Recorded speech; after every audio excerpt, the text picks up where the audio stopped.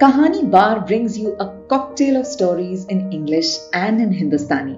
मैं हूं ऋचा और आज मैं आपके लिए लाई हूं लेखिका शांता कौल की कहानियों का एक छोटा सा खजाना, उनकी सुप्रसिद्ध किताब काली रात का सूरज से। हमारी आज की कहानी है करवट समय की। पतझड़ के दिन थे। वादी में जितनी सुहानी और लुभावनी बहार होती है, उतना ही मनमोहक, सुंदर और आकर्षक पतझड़ का मौसम भी होता है। पेड़ों के हरे पत्ते सूख कर सुनहरा रूप ले लेते हैं। विशेष तौर पर चिन्नार का भीमकाय पेड़, जो पहले पीला फिर लाल रंग की ओढ़नी ओढ़ लेता है। जहां तक नजरें जाती हैं, रंग ही रंग नजर आते हैं। पतझड़ के फूल भी चटक रंगों के ही होते हैं। लाल, पीले, नीले, कासनी फूलों की बहार होती है पतझड़ में। हाँ, दिन छोटे और रातें लंबी होने लगती हैं। शामें भी जल्दी उतरती हैं धरती पर। धीरे धीरे पेड़ों के पत्ते भी झड़ जाते हैं और शाम के साए ढलते ही वातावरण में एक उदासी छा जाती है। थोड़ी थोड़ी सर्दी भी होने लगती है। इस कारण शाम को लोग जल्दी जल्दी घर पहुंचने की होड़ में होते हैं। लाल चौक में शहर के सभी हिस्सों को जाने वाली बसें और तांगे खड़े रहते हैं। शाम के वक्त भी ये जगह भीड़ से भरी रहती है और आज भी एक ऐसी ही शाम है। मैं इसी लाल चौक में खड़ी हूं बस की प्रतीक्षा में। मुझे आज माँ के घर जाना है। कंधे से मेरा बैग लटक रहा है और हाथ स्वेटर की जेब में है। चेहरे ही चेहरे सामने से गुजर रहे हैं, कुछ जाने पहचाने और कुछ अनजाने। बस यूं ही अनमने मन से सब देख रही थी कि अचानक मेरे सामने एक बुजुर्ग ने हाथ फैलाकर कहा, बेटी 1 रुपया दे दो। उसकी तरफ देखे बिना मैंने कंधे पर लटक रहे बैग से 1 रुपए का नोट निकाला और उसके हाथ पर धरने लगी कि मेरी नजरें उसके चेहरे पर टिक गईं। मेरा हाथ वहीं का वहीं रुक गया। हिम्मत नहीं हुई कि मैं उस फैलाए हाथ में ये भीख का 1 रुपया डालूं। मेरे मस्तिष्क में जैसे हजारों घंटियां, घड़ियाल, शंख एक साथ बजने लगे। ये क्या है? मुझे अंधेरे घने होते नजर आए और एक लम्हे के लिए मुझे लगा मैं उस भीड़ में अकेली हूं और सामने कुछ नहीं अंधेरों के बिना। मुझे ऐसा लगा कि उस बुजुर्ग के सामने मेरा हाथ फैल गया और उसने मुस्कुराते हुए मेरे हाथ में एक टुकड़ा मिश्री का, एक बादाम की गिरी, कुछ दाने किशमिश के रखे हैं। मैं अपने बचपन में लौट आई थी। श्रीकंठ का वो 6 मंजिला घर मेरी आंखों के सामने था, जो शाम के सायों में भी ऊपर से नीचे तक बिजली की रोशनी में जगमगाता रहता था। घर में चहल पहल इतनी रहती कि हर रोज लगता कि शादी ब्याह का समय है। क्यों ना हो, श्रीकंठ के 4 बेटे, चारों की शादी हुई थी। 4 बहुएं, उनके बच्चे भगवान की दया से काफी थे। 2 बेटियां भी थी, उनकी शादी हो चुकी थी। वो भी अपने अपने घरों में रहती थी। और श्रीकंठ की पत्नी वनमाला देवी की मूरत जैसी थी। लंबा कद, गोरा रंग, चौड़ा माथा, उस पर जेवरों की बहार। लिबास भी उसका साफ सुथरा और शानदार होता। हर समय उसके चेहरे पर मुस्कान खिलती। बहुएं और उनके बच्चे हमेशा घेरे रहते। कभी कभी वह फटकार भी लगाती, चलो भागो यहां से, जाओ कुछ पढ़ो लिखो, हर वक्त कुछ ना कुछ खाने को चाहिए। साथ ही फिरन की जेब से कुछ ना कुछ निकालकर उनके हाथ पर धर देती। चारों बेटे अच्छी नौकरियों में लगे थे। एक वकील था, एक हेडमास्टर और बाकी 2 भी अच्छी नौकरियों में लगे थे। यानी सब तरफ सुख शांति थी। अब रही श्रीकंठ की बात, तो उसका निवास चौथी मंजिल पर होता था। वही उनका पूजा घर भी था। प्रातः के 5 बजे से ही उनकी पूजा आरंभ होती थी, जो कहीं सुबह के 10 बजे समाप्त होती थी। सारे मोहल्ले को उस समय पता चलता था कि श्रीकंठ की पूजा का समापन हो गया है, जब उनके पूजा घर से घंटा और शंखनाद होता था।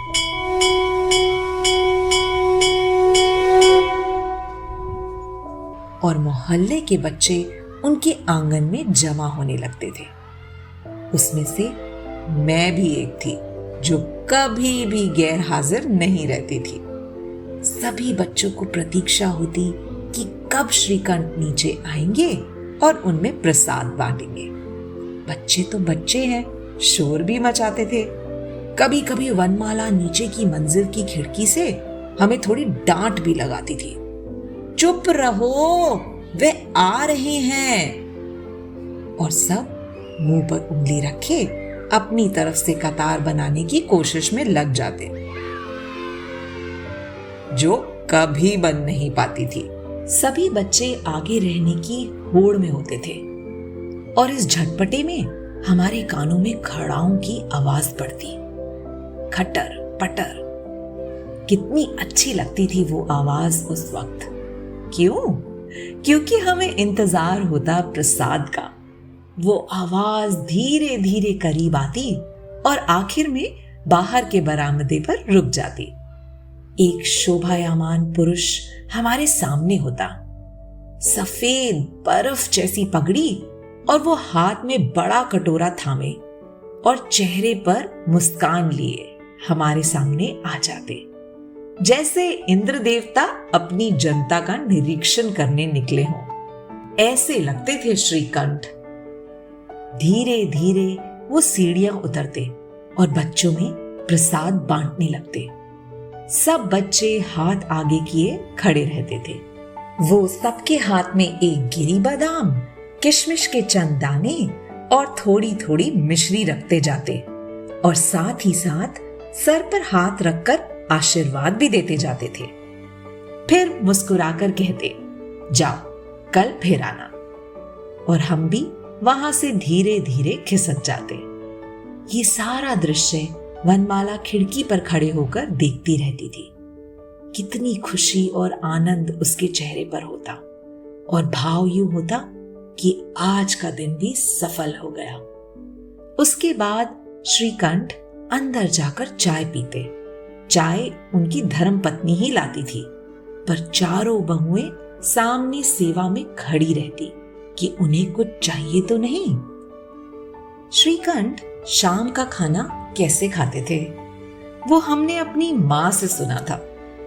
सब बच्चों को एक कतार में बिठाकर खाना दिया जाता था और वो खुद देखते थे कि सबको बराबर का हिस्सा मिला है कि नहीं। जब वो खा चुकते तब श्रीकंठ अपने बेटों के साथ खाना खाने बैठ जाते थे। खाना बहुएं परोसती थी और वनमाला सामने बैठकर पंखा झलती रहती। उन सबके उठने के बाद बाकी सब खाना खाते थे। ये उनकी दिनचर्या थी। सो कुल मिलाकर वो एक खुशहाल परिवार था और मोहल्ले में सभी उनकी मिसालें देते थे। भाग्य हो तो श्रीकंठ जैसा। बेटे भी इतने अच्छे और बहुएं भी इतनी प्यारी और आज्ञाकारी मिली हैं। ये तो अच्छे कर्मों का फल होता है, नहीं तो कलयुग में ये सब कहां होता है। वक्त गुजरते देर नहीं लगती।